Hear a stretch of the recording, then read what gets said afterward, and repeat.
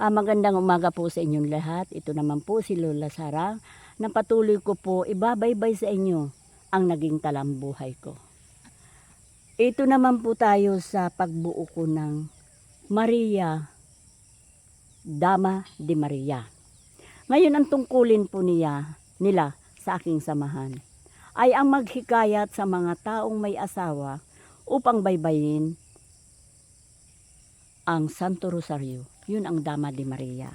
Na sa madaling araw sa pagising sa halip na kung anong bagay ang gawin, taglay nila ang rosaryuhan. Sa awa ng Panginoon, naibahagi ko yan sa mga Dama de Maria. Number 1, ang Dama de Maria ko ngayon, na nakatira ngayon sa Erosin, Sorsogon. Sa Tinampo, Erosin, Sorsogon. Ang pangalan po niya ay si Maria Dorothea Falo. Ngayon po sa awa ng Diyos, ang mga pangaral ko sa kanila, na tulad baga kay Kristo, na hinuhubog niya ang kanyang mga apostol, ang kanyang mga lingkod, na may time sila na pinapangaralan.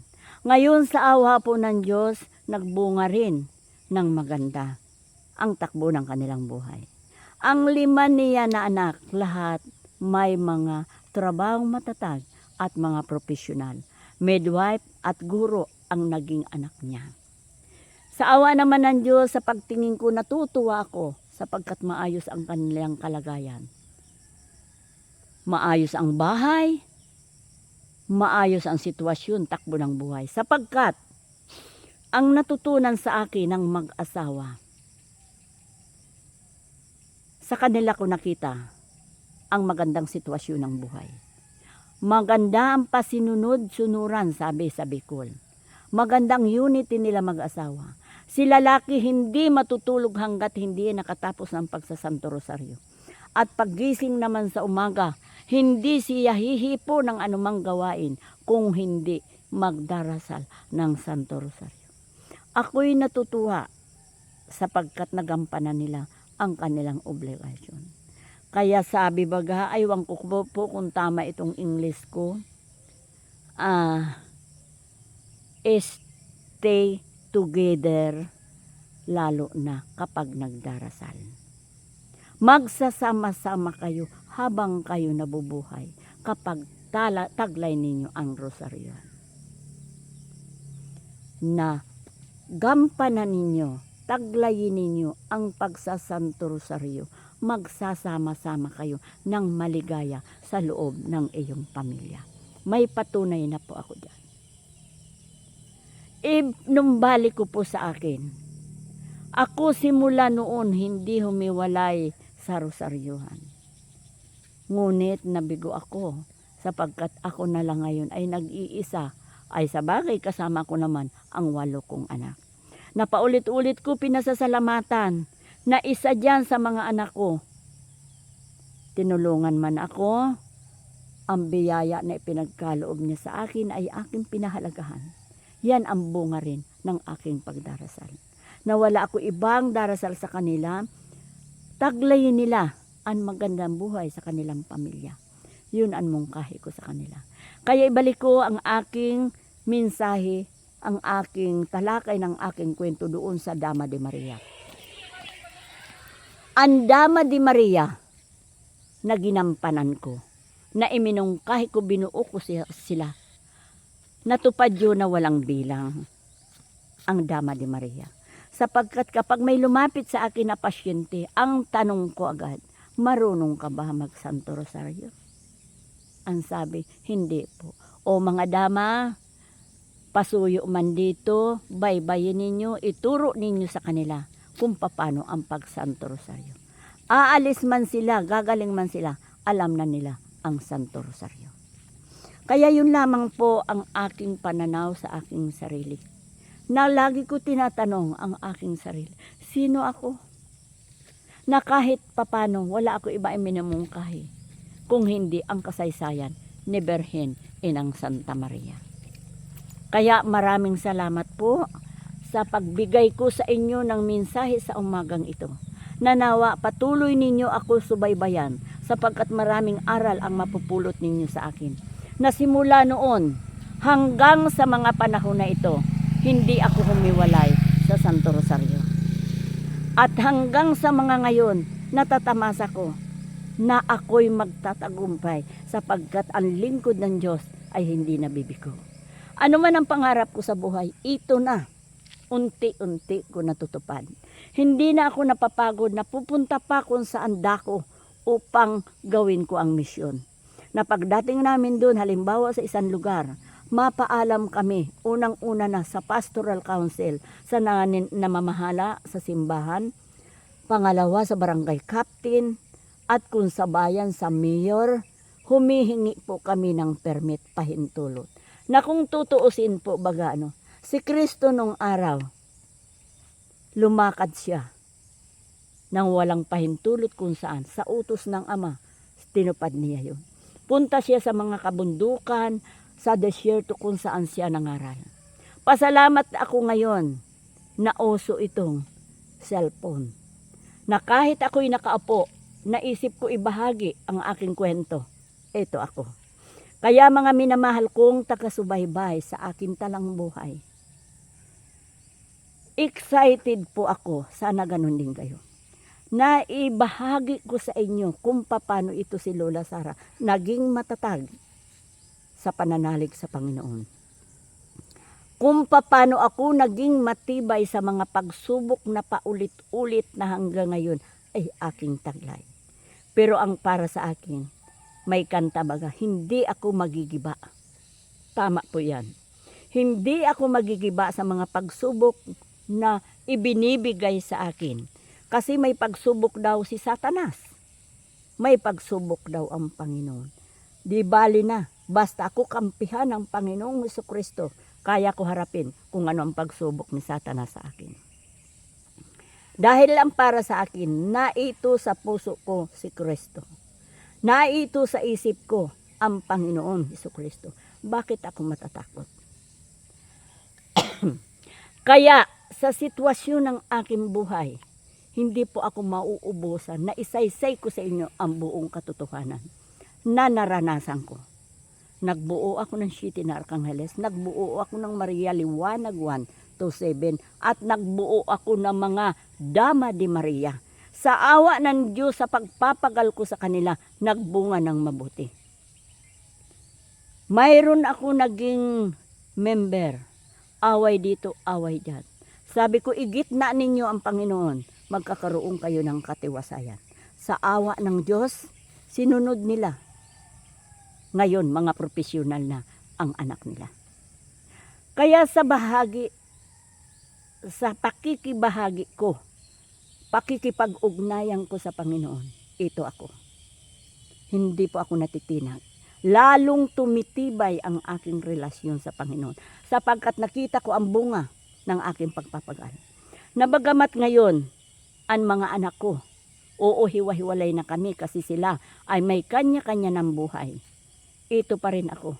Hindi pa rin ako humihiwalay sa pagsasanto rosaryo araw-araw.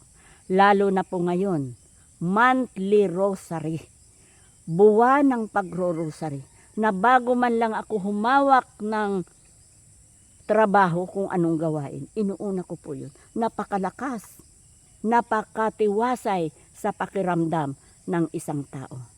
Kaya kung kayo ngayon may taglay, paulit-ulit ko na sinasabi sa inyo, kung kayo ay may taglay na problema, anuman ang iyong kinalalagyan sa mga panahon na ito, taglayin ninyo ang pagsasanto rosaryo. Kumapit kayo sa Panginoon, ibibigay sa inyo ang ginhawa. Maniwala kayo sa hindi sa buhay ko na ito ngayon. Kung siguro ko sasaliksikin ninyo, may napakabigat din ako na problema.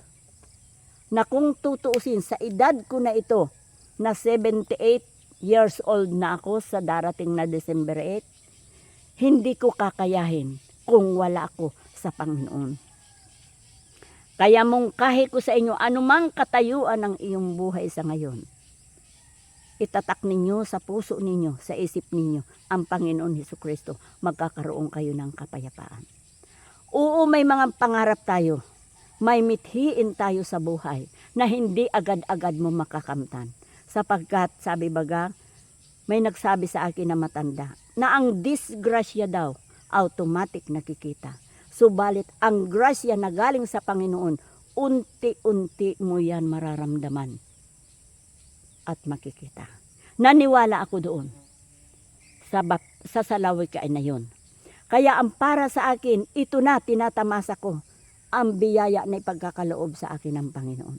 Dahil wala naman ako ibang pangarap ang makatulong sa aking kapwa. Naitaguyod ko ang aking pamilya. Nagsipaglakihan na sila, may kanya-kanya na sila, estado ng buhay, absuelto na ako kung tutusin. Pero meron pa rin nakadagan sa balikat ko, itong mga apo ko na walang sukat, walang tatay, walang nanay, ito sa balikat ko ngayon. Pero hindi pa rin ako sumusuko. Bakit? Obligasyon ko yan.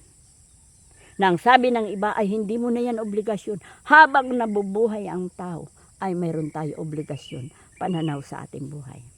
Dahil sa misyong ko na ito, wala ako ibang pangarap. Ang mga walang sukat na pumasakop sa akin sa pamamagitan ng pagmimensahe ko, pagtuturo ko sa kanila ng magandang asal, yun ay ibinabahagi ko. Mas lalong napakaganda kung ako ay may lubusan na biyaya. Kaya sana ang wish ko, makapagpatayo ako ng shelter. Mga kabataan na walang magulang, walang sukat sa kabuhayan, yan ang pangarap ko. Kumpulin ko sila, turuan ng magandang asal, ilapit sa Panginoon at mayroon pagkain na sakana. Kaya ito lamang ang wish ko, sana ipagkalob sa akin ng Panginoon na mayroon tao na bukas ang kanilang puso na tumulong. Yan ang plano ko. Kupkupin ang mga kabataan. Masaya ako doon dahil hindi ako nalilihis sa salita ng Diyos. Ang sino man tumanggap sa batang ito sa gitna ninyo ay tinanggap ang Panginoon. Masaya ako. Nakapiling ko ang mga kabataan. Kaya pag naglalakad ako sa kalsada, may 10 piso ako, ibibili ko po yan ng candy at pinamimigay ko sa kabataan. Kaya pag napunta ko sa mga lugar na kilala ako, lalo na sa Tagaytay, tuwang-tuwa ako kapag ako nakakabahagi ng kahit candy man lamang dahil yan ang kaya ko. Parang pakiramdam ko, nasa langit ang puso ko at ako'y nakatulong, nakatuwa, nakabigay ginhawa, kasayahan sa kabataan. Lalo na kung ako na may posible na kaya ko sila pakainin. Kaya iyan lamang po ang pinakang-wish ko sa aking buhay. Ang matulungan ko sapat maraming dumudulog sa akin na kung pwede pa lang hindi ko tanggapin ang bigay nila sa akin. Dahil sila din ay isang maralita. Mamamalayan ko na lamang, may 1 kilo diyan sa tabi ko. Mapaalam na. Tanong ko, kanino ito galing? Ay dala po yan, Lola, nang nagpagamot sa iyo. Dala po yan ni ganito. Ganyan. Kaya sa akin, kalooban, ang pangarap ko, ako ang magkaloob. Ako ang magbigay, kaysa ako ang bigyan. Yan ang motto ko sa aking sarili. Kaya sa mensahe kong ito, naway, damhin ninyo. Dahil sa pagtalastas ko sa buhay ng tao, meron kang obligasyon. Hindi lang ako makagalaw dahil mahirap lang ako. Wala akong sukat na bahaginan ko ang isang tao. Subalit kung ipagkaloob ng Diyos, siguro ko napakasaya ko na ako'y magbahagi, mangaral sa mga tao. Minsan nang nakarating ako, inanyayahan ako ng isang samahan. Ang pamagat ng kanilang samahan ay Hope. Hindi ko po alam kung born again yun o kaya kung anong samahan yun. Ang sabi ko, ano ang paniwala ninyo kay Kristo? Ang sabi nila, nananampalataya kami sa Ama, sa Anak at sa Espiritu. Sige, sabi ko, sumama ako sa kanila. Nakinig ako sa mga mensahe nila. Wala sila ibang pinupuri ang Panginoong Hesukristo. Nandyan ako, pero hindi po ako nagpabinyag. Kaya welcome sa akin anuman uri ng relihiyon. Dahil ang hinahanap ko, ang tunay na relasyon sa Panginoon. Anong uri ka man ng relihiyon, pag tinanggap mo si Kristo sa puso mo at isipan mo, para sa akin maganda yon. Umakyat ka sa bahay na ipapakilala mo si Kristo ay hindi Diyos, kundi sasabihin ninyong tao, alam po ninyo, hindi ako nasuhay, ngunit nalulungkot ako. Sapagkat nabasa ko sa Biblia, di ko lang maano kung anong talata yun, na ang sabi sa Biblia, ang Panginoong Hesukristo nagkatawang tao. Bumaba sa lupa upang makilala ang Ama. Kaya ito ako, naniniwala ako sa salitang yon, na siya ay hinubad niya ang kanyang pagka-Diyos at nakisama siya sa tao para maramdaman niya ang hirap, ang sakripisyo para atin gayahin. Sino tayo nasusuway tayo sa sakripisyo na ibinibigay sa atin ng Panginoon? Di baga hindi tayo dapat sumuway. Kaya bawat tao na nabubuhay dito sa ibabaw ng lupa, mayroon obligasyon, mayroon pasanin cross na sakripisyo sa ating buhay. Kaya hindi tayo dapat tumanggi. Sumunod tayo ng maluwag sa ating kalooban. Kung ano man problema yon, tanggapin natin. Alin man problema ay mayroon solusyon. Kaya itong ginagawa ko, nung minsan isang araw, mayroon akong mabigat na problema na halos hindi ko kaya. Tumingala ako sa langit, Lord, ito na naman ako. Subalit, ngayon masaya ako. Bakit? Alam ko kaya ko yun. Alam ko tutulungan ako ni Lord. Sa awa ng Diyos, pagising ko ngayon sa umaga, ito ang pinaabot sa isip ko. Ibigay ang kalayaan kung anong gusto ng isang tao na may problema. Bahala na siya. Subalit nandoon ang iyong paalala na ito ang gawin ninyo, ito ang bagay na sundin ninyo para sa ikatatahimik. At ang para sa akin kinantahan ko sila ng Diyos ay pag-ibig. Na kahit baralanggo ang aking boses, kinantahan ko sila na sa Diyos buhat ang pag-ibig. Yun ang kinanta ko sa kanila. Dahil kung ikaw ay umiibig, panatilihin mo, nandiyan sa iyo, Panginoon. Walang away, walang anumang bagay, sapagkat Diyos ay pag-ibig. Kaya mga minamahal kong taga-subaybay, sa nangyari sa aking buhay na patuloy ako binabatikos ni Satanas, ito ako, very strong, pusong bato sa pananampalataya kay Kristo. Naway tularan ninyo ako. Maraming salamat at magandang umaga sa inyong lahat, mga ginigiliw kong taga-subaybay. Si Lola Saray.